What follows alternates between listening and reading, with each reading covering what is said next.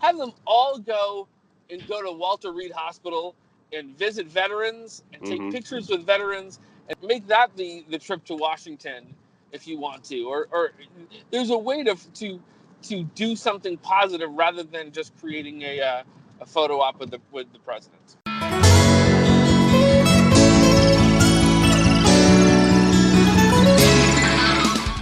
Hello, everybody, and welcome back to episode 215 of the Red Sox Beat podcast on the CLNS Media Network. I'm your host, Rick Cotillo from MassLive.com. I'm the Red Sox beat reporter there.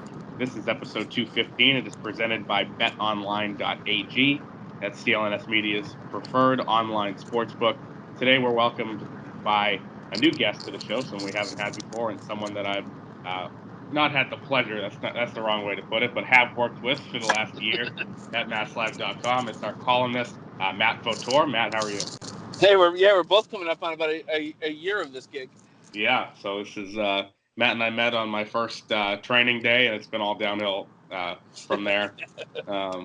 We were able to cover the 7-hour World Series game together, so really have already been through in a year a lot. I think something that I always find funny is in our office, Matt is referred to sometimes as like the Forrest Gump of sports based on the things he's gotten to cover in the last year. So any columnist has, but especially any Boston columnist in the last year. But run down for people the top events that you've gotten to cover just in almost a full year. Yeah, it's been pretty crazy to my first night out after the computer training, all that stuff was Game 7 of Celtics Cavaliers, and the first person I asked an interview question to in this job was LeBron James, and that kind of set an interesting just tone for everything. And so to go from there in the World Series, the Super Bowl, I've done some I'm doing NHL playoff games right now. I've talked to Tiger Woods. It's been the amount of things that have happened in and around Massachusetts that the Forrest Gump the Forrest Gump app is probably the comparison is probably fair on both a being on the sidelines of history as well as my fashion sense. Those two things. The Forrest Gump is probably appropriate in both situations. Right, and you even had UMass, who you covered forever, making the Frozen Four this year too. So even kind of your old beat reaching new heights, which is pretty crazy. But I think obviously we're recording this on Tuesday, so the Celtics would have been maybe a better conversation from yesterday when the Celtics still had a pulse or still had a chance against the Bucks. Now they're down 3-1, but this is probably the closest that at least I can remember. And you're much older than me, so you could probably remember a lot farther back. But nice setup of Boston getting this close to 4 championships, or really any city getting this close. And Celtics aside, the Bruins now have a really good chance to win the Stanley Cup. I think that's a fair thing to say. The Red Sox and Patriots already have done it. So even for a city that's so used to winning since 2000, 2001, does this feel like this year has been just on a different level? Well, I mean, especially when you think of that Tom Brady won another Super Bowl as old as he is. The Red Sox won another World Series with winning the most games in the franchise history. It really is a different thing. And so, it takes a lot to get Boston extra excited now. I would have said before this year that an undefeated Patriots season, going the full 19-0, would have been the one thing that hasn't happened that could happen that would get people that excited. But I hadn't considered the possibility of holding 4 title belts all at the same time, but yet here it is. And just to be clear, do you think, and obviously the Red Sox are now 2 games under 500 after losing here in Baltimore last night, do you think that there are people, at least, when I have my blinders on and I'm focused on just the Red Sox and the reaction and what people think and, the tough first month, the tough first opening trip, it seems like Red Sox fans are really, pissed off about it and fairly at some points. But do you think that Celtics and the Bruins being in it, Bruins having a surprising run, especially with the Lightning out, the Celtics, basically winning their first 5 playoff games and collapsing. Do you think that distracts people and helps the Red Sox out with that start? I do, and I think that I think people can feel like the Red Sox are early and figuring it out because their energy, their sort of the emotional energy that they're spending is on the Celtics, is on the Bruins now, much more so than the other two. I mean, much more so than the Red Sox right now, because I mean, people are less likely to want to go to a Red Sox game right now because A, they're not playing well, and B, because the weather's been lousy. Right. And so I think people feel like they can wait to get invested until after the Bruins and Celtics are done. Right, and with one of those teams, it'll be soon probably. And I actually think that they'll end up being rewarded for that, because I said to somebody the other day, I think the Red Sox will on June 1st will be 2 games above 500. I feel like they will have taken that they'll, despite their pitching problems, despite the question marks and the slow hitting starts for some guys, I think they will start. I think it's starting to come together, and I think there's enough bad teams out there that they'll eventually feast on them.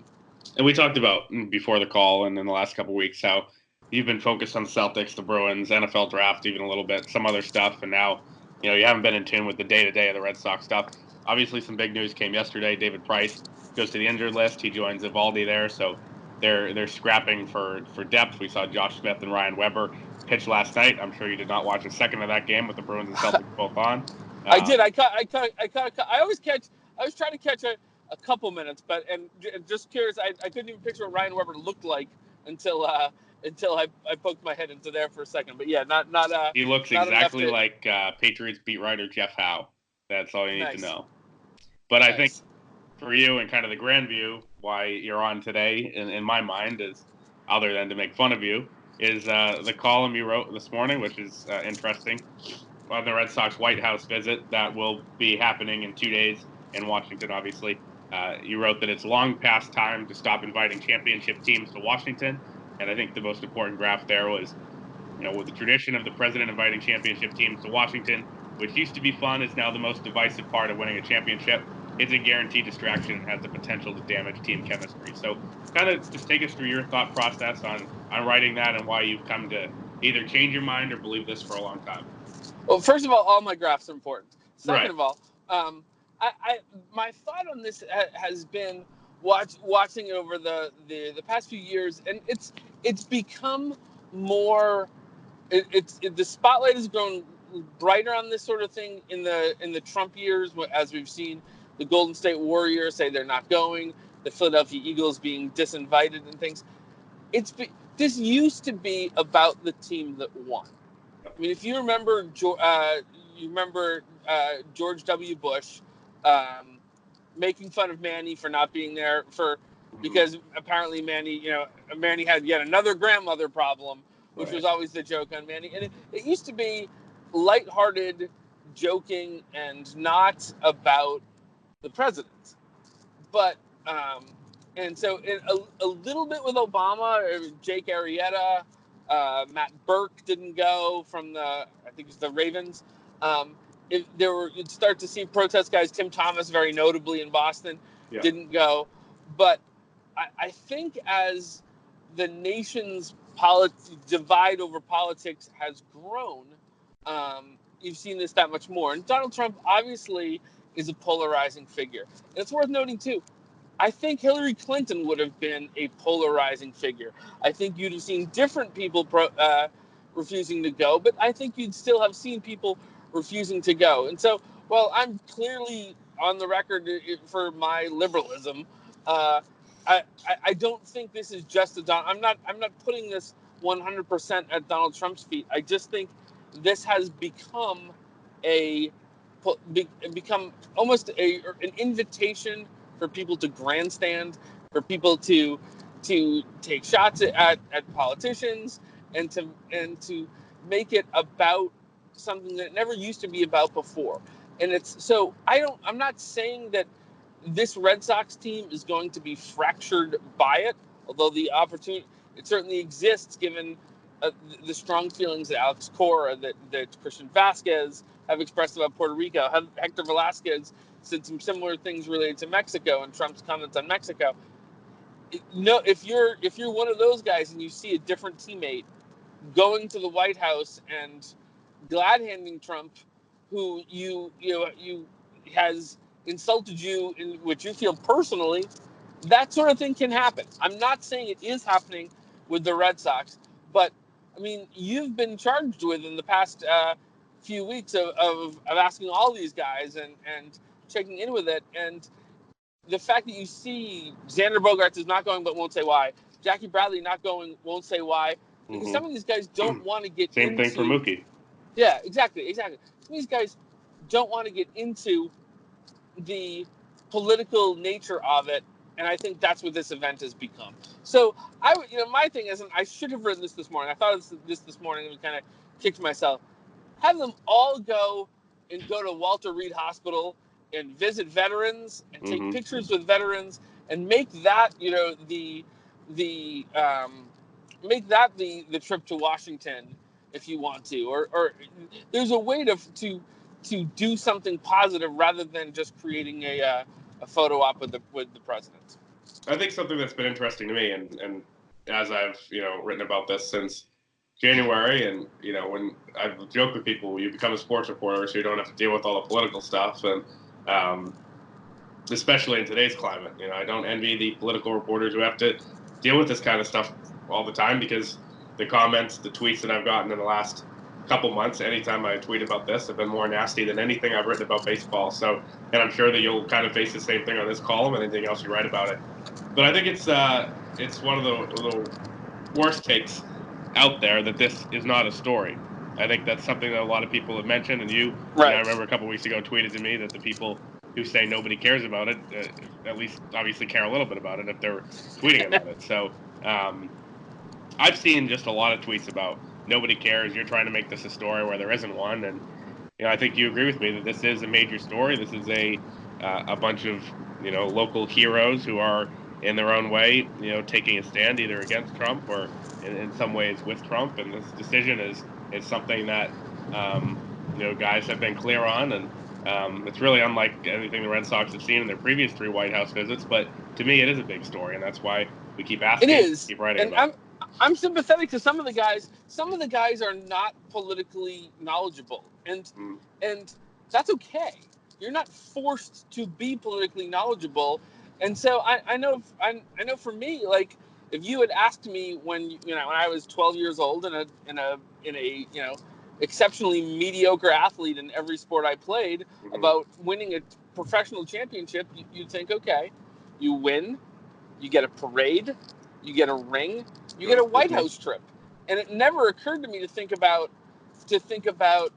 what party is the president in the White House in, that's happening with, that's doing that. So no, for some of these guys, it's just checking the boxes of what a championship's supposed to feel like, without thinking, that they haven't thought about what is this president, his opinion on tariffs and healthcare and issues of immigration and helping Puerto Rico and these things. These are issues that matter to real people that are incredibly important to some people. But it's not surprising that there are 20-something-year-old athletes that haven't spent a lot of time getting into it yet. Right. I agree with that. And I think there's a lot of guys that say it's the White House, it's the presidency, you honor that no matter who's in office. And I understand that point of view. And it will be interesting to see in 2 days, exactly what happens. There are guys on the team who are clear Trump guys. Heath Embry made that clear right after the World Series, probably after a few beverages out in Los Angeles, as he said in a column I think that Rob Bradford wrote in the spring. But, to me, I asked Alex Cora yesterday about this divide. It's very clear that when you look at the guys who have said that they're not going, it's the minority guys have decided, almost completely that they're not going to be going, and that's kind of a divide that's obvious there. And he said, I asked Alex Cora, he said there's nothing so far, and he's not worried about it. He doesn't feel a need to address the team, but as you wrote in the column, it is a guaranteed distraction. I agree with that, just because they have to keep answering questions about it. These guys don't want to have to answer the questions at their locker. I understand that. and it has the potential to damage the chemistry just based on, guys having these differing beliefs. I think the Red Sox have a very tight-knit clubhouse, but this is something that kind of goes beyond baseball. And, I just am very curious, not that we're going to be privy to this at all, and I don't expect to be, but the private conversations between, a guy who's going and a guy who's not, who are good friends in the clubhouse, saying, I understand why you're not going and I respect that, but to me, either I want to honor the presidency or these are my beliefs. And, the Red Sox are a tight-knit enough group where I think that it won't cause a big fracture, but it does, as you wrote, open the possibility.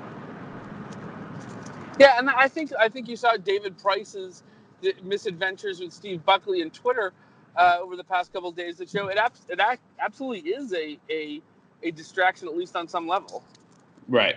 Now this is what Matt's bringing up here is a story that was David Price yesterday goes on the injured list, and that turns out kind of not even to be the biggest story on David Price for the day. I mean, it's important, but he kind of downplayed how long he'll be out. And yesterday, there was kind of a situation where after Alex Cora decided that he's not going to go and announced that decision publicly, Steve Buckley, columnist for The Athletic, tweeted out Alex Cora has confirmed a newspaper report that he will not make the trip.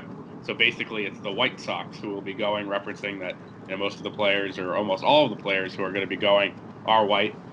Lowercase w on the white, right. Despite the fact that the Red Sox were playing the capital W white, right. capital White Sox at that point. And David Price, tweets out, I just feel like more than 38,000 people should see this tweet referencing Buckley's following. David Price's following is, I believe, like in the millions. So he wanted more people to see that. And that kind of caused a lot of people to wonder, is David Price talking about, is he agreeing with Buckley and saying that, his teammates shouldn't go? Or is he, as a guy who's been combative with the media in the past, is he saying, that he's trying to expose Buckley's tweet? Alex Spear of the Boston Globe asked him yesterday before the game at Camden Yards that David Price clarified his meaning behind the tweet by saying it was an insensitive tweet that needs to be seen by more people. That's what it was. So Price calling out Buckley for what he perceived as an insensitive tweet about, quote unquote, the White Sox going. And, as Matt said, that does prove to me that this is in these guys' minds. They're at least looking at it on Twitter. Some guys obviously look at social media more than others, but if a reporter's tweet about it, it's able to infiltrate, then I think it does say at least something. Be the bad guy in this, and he's certainly not the only person to have come to that conclusion about the Red Sox decisions being kind of going across racial lines, and so he's making Buckley the bad guy is a little bit unfair. But if I'm Price going in there, I think what I would want to have said is, if you're gonna call Buckley out on that, you say, look, this is an example of the media creating a controversy where none exists. What he said opened the door for people to think he was calling his teammates out, which would have been off-brand for him. He's definitely been somebody, if you remember the Dennis Eckersley thing, he's certainly willing to fight with the media to not to mention the Evan Drellick thing. Yeah, exactly. He's happy to fight with the media on behalf of his teammates, which is admirable, I suppose, if you're a little smarter about doing it. I mean, and I think Price sometimes has a way of not quite coming off the way he intends to come off, and I think that's hurt his image for a guy. I think David Price is generally a smart guy, and my guess is in a non-media situation, a pretty good guy. But I think he's started putting on that that suit of armor or building that wall to make an intentional pun, given everything we're talking about, that I think has kind of affected his image in a way that wouldn't necessarily have to. We'll come back to that in a second. First, though, a message from our sponsor, betonline.ag. It's already springtime in Boston. The weather's actually finally getting nicer after 2 rainouts on the last homestand. Really just bad weather kind of overall. The Red Sox season is underway, and the Red Sox have obviously begun their quest to repeat as World Series champions. You guys who are listening, for the most part, probably aren't good enough to be major leaguers, just like Matt and I aren't. That's why we talk about the team instead of playing. But if you guys want to still get in on the action and you want to feel like you're part of it, there's only one place to share in the Red Sox wins. by grabbing the odds and allowing the experts to do the heavy lifting for you. That's betonline.ag.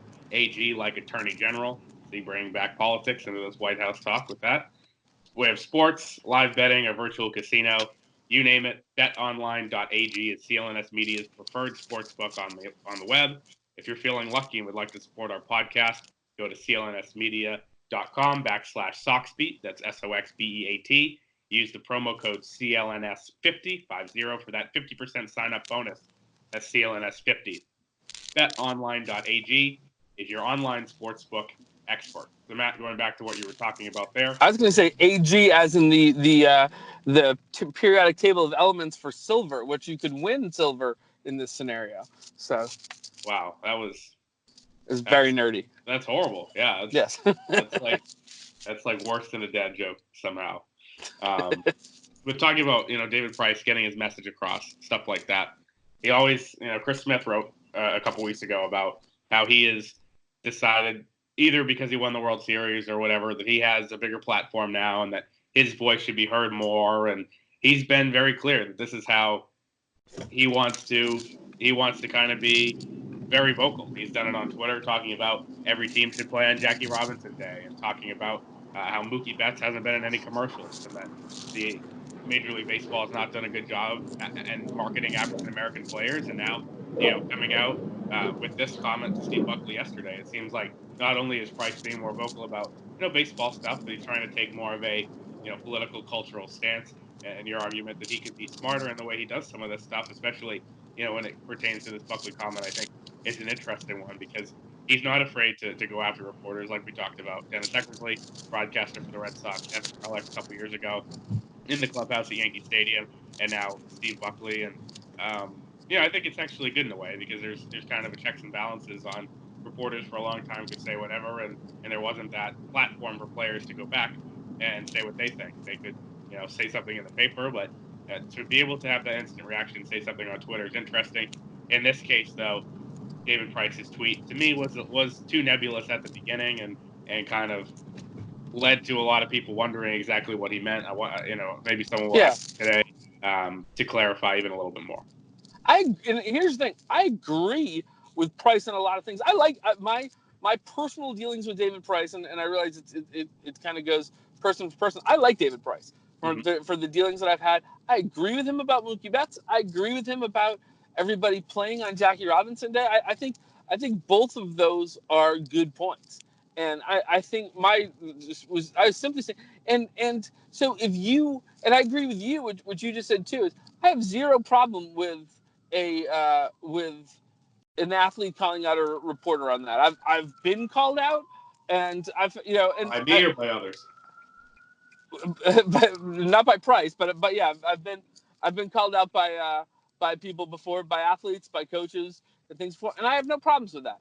And in fact, I invite it, because if you, first of all, if my job is sometimes to criticize people, if they want to criticize me back, I sure as hell better be able to take that. And that's, I'll take that from athletes, from coaches, from readers. That's fine. I mean, that if I'm going to criticize somebody else, I better be able to handle that. And so if Price wants to do that, good for him. I would much rather do that out in the open and have a dialogue, because I might learn something. He might make a point that I hadn't thought of, and so I think it's good that he's doing that. I just think on something like Twitter, sometimes it doesn't hurt for him to turn to his wife and say, hey, what do you think of this, or to a teammate, and think, because somebody who showed him that tweet would have said, it's going to look like you're calling your teammates out. Right. And that's what I think most of the responses would have been yesterday. That was my first reaction, and something that we debated yesterday.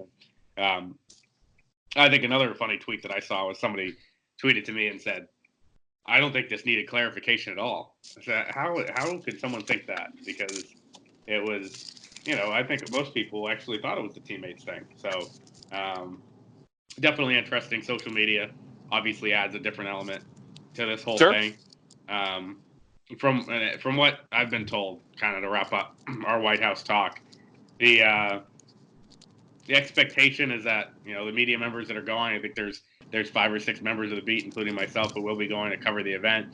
the access will be limited. I'm not sure what we're going to see. I personally think it'll be, politics aside, cool to go and see the White House. It's something that not everybody, can do.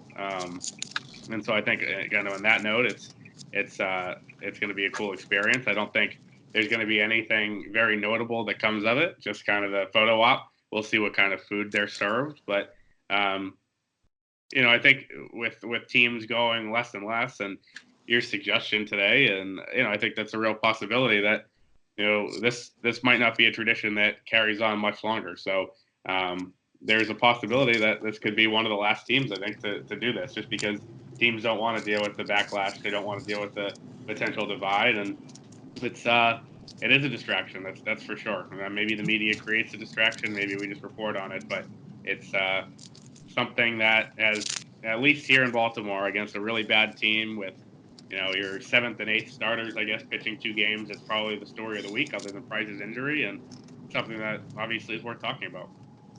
Yeah, I agree. I think it is a story, and there's enough people that are interested that it's certainly it's certainly something. How much of something it is, I guess, depends on the reader or the podcast listener. But it matters on some level, and some years more than others.